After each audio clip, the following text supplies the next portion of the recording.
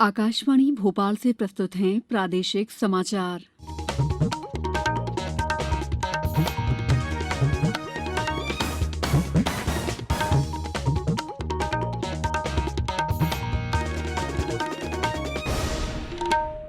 नमस्कार, समाचारों के साथ मैं दीपा सिंह।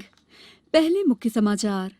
60 वर्ष से अधिक आयु वाले और 45 साल से ऊपर के गंभीर बीमारियों से ग्रसित लोगों के लिए 1 मार्च से कोविड टीकाकरण अभियान होगा शुरू। मुख्यमंत्री शिवराज सिंह चौहान ने आज दमोह से प्रदेश के 20 लाख किसानों के खातों में 400 करोड़ की राशि हस्तांतरित की और प्रदेश भर में मनाई गई रविदास जयंती। अब समाचार विस्तार से। केंद्र सरकार 60 वर्ष से अधिक आयु वाले लोगों और 45 साल से ऊपर के गंभीर बीमारियों से ग्रसित लोगों के लिए सोमवार 1 मार्च से कोविड टीकाकरण अभियान शुरू करेगी।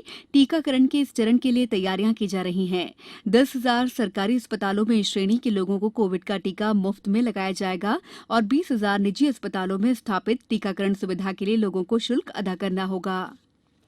मुरैना जिले के व्यापार मंडल के मुख्य संरक्षक रमेश चंद्र गर्ग ने आमजन से कोविड-19 के संक्रमण से बचने के लिए आपस में दूरी बनाए रखने और मास्क लगाने के अलावा अन्य सावधानियां बरतने की अपील की है। हम सबको जो है सावधानी बरतना चाहिए। 2 गज की दूरी, मास्क लगाना जरूरी के साथ साथ में सैनिटाइजेशन है, बार बार हाथ को वॉश करना है और इसी के साथ में भी सरकार के द्वारा जो वैक्सीन डेवलप हुई है, टीकाकरण का कार्य जारी है। जब भी हमारा नंबर आवे, बारी आवे तो हम लोगों को स्वेच्छा से जाकर के सरकार को इस काम में सहयोग करना चाहिए। मुख्यमंत्री शिवराज सिंह चौहान ने आज दमोह से प्रदेश के 20 लाख किसानों के खातों में 400 करोड़ की राशि हस्तांतरित की। इस मौके पर मुख्यमंत्री ने कहा कि केन और बेतवा नदी पर बांध बनाने में आ रहे अवरोधों को दूर कर लिया गया है। नदियों को जोड़कर बांध बनाया जाएगा और बुंदेलखंड की भूमि को सिंचित किया जाएगा। इसमें दमोह जिले की जमीन भी सिंचित होगी। इस दौरान श्री चौहान ने किसानों से सीधा संवाद भी किया। मुख्यमंत्री ने दमोह में आज मेडिकल कॉलेज की आधारशिला भी रखी। कार्यक्रम को केंद्रीय संस्कृति और पर्यटन राज्य मंत्री प्रहलाद पटेल ने भी संबोधित किया। उन्होंने कहा कि उनके संसदीय क्षेत्र में आने वाले तीनों जिलों में मेडिकल कॉलेज की सुविधा होगी।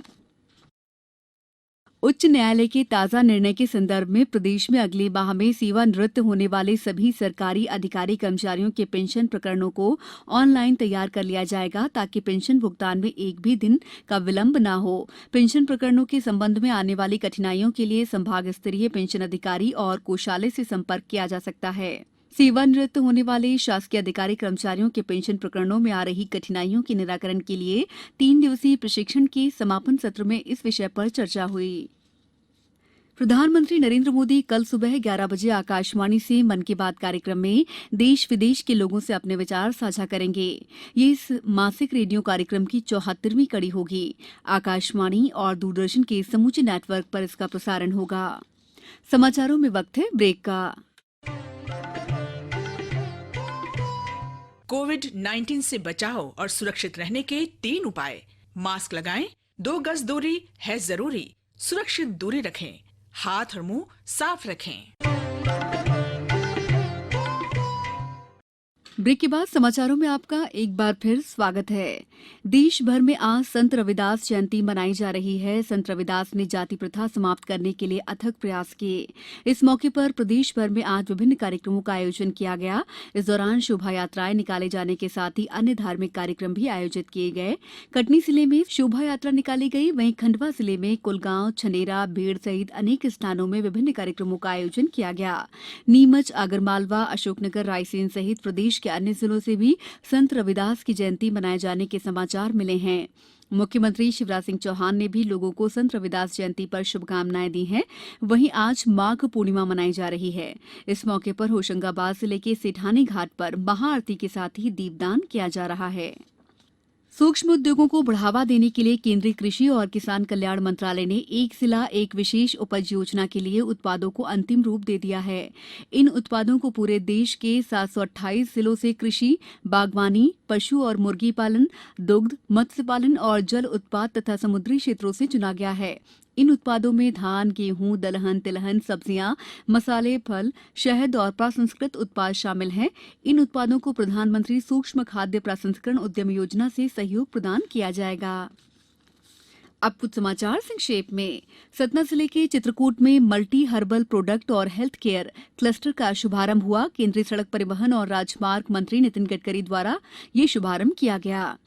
सीहोर में आयोजित एक समारोह में खाद्य एवं नागरिक आपूर्ति मंत्री बिसाहूलाल सिंह ने भारत रत्न डॉक्टर भीमराव अम्बेडकर की प्रतिमा का अनावरण किया।